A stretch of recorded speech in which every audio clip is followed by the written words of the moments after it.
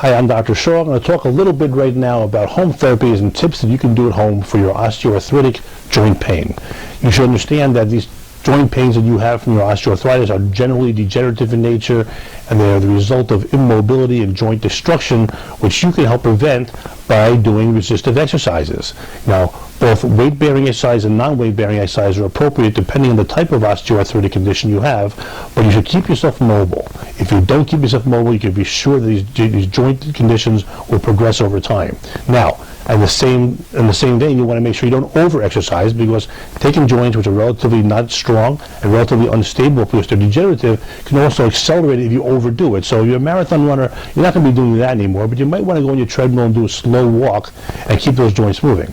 Of course, one of the biggest complications of degenerative changes in the joints or osteoarthritic joint pain is that you're immobile and you lose the flexibility.